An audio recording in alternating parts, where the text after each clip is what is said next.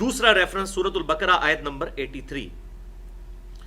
یہ وہ 10 کمانڈمنٹس ہیں جو تورات میں اللہ تعالیٰ نے احکام عشرہ نازل فرمائے اور انجیل میں بھی، اور اس کا قرآنک ورژن سورۃ الانعام کے اندر بھی آیا، سورہ بنی اسرائیل کے اندر بھی آیا، اور سورۃ التوبہ میں بھی آیا، سورۃ البقرہ میں بھی.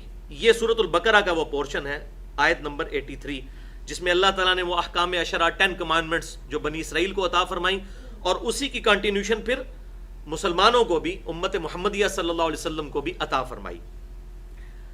وَإِذْ أَخَذْنَا مِيثَاقَ بَنِي إِسْرَائِيلَ، اور یاد کرو وہ وقت جب ہم نے بنی اسرائیل سے ایک عہد لیا تھا، لا تعبدون الا اللہ، کہ مت پوجنا کسی کو سوائے اس اللہ کے، وبالوالدین احسانا، اور والدین کے ساتھ حسن سلوک کرنا، وذی القربى، اور اپنے قریبی رشتہ داروں کے ساتھ، والیتاما، اور یتیموں کے ساتھ، والمساکین، اور مساکین کے ساتھ، وقولوا للناس حسنا، اور لوگوں سے حسن اخلاق کے ساتھ بات کرنا.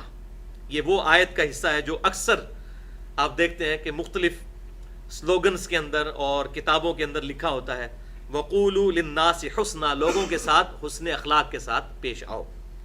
واقیموا الصلاۃ، اور نماز کو قائم کرنا، وآتوا الزکاۃ، اور زکوٰۃ کو ادا کرنا. اس سے یہ بات بھی پتہ چلی کہ زکوٰۃ اگلی امتوں پر بھی فرض تھی، یہ صرف امت محمدیہ صلی اللہ علیہ وسلم کا خاصہ نہیں بلکہ اگلی امتوں پہ بھی یہ فرض تھی. ثم تولیتم، لیکن پھر تم نے رخ پھیر لیا، الا قلیلا منکم، لیکن سوائے چند تم میں سے لوگ تھے جنہوں نے حق بات قبول کی، باقی اکثر لوگ اس عہد سے پھر گئے. وانتم معرضون، اور تم ہے ہی اعراض کرنے والے اے یہود.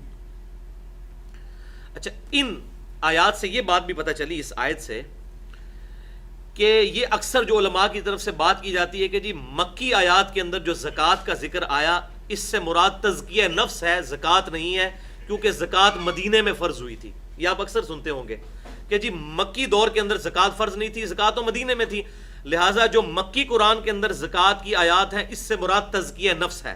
تو یہ بات بالکل غلط ہے. کیوں؟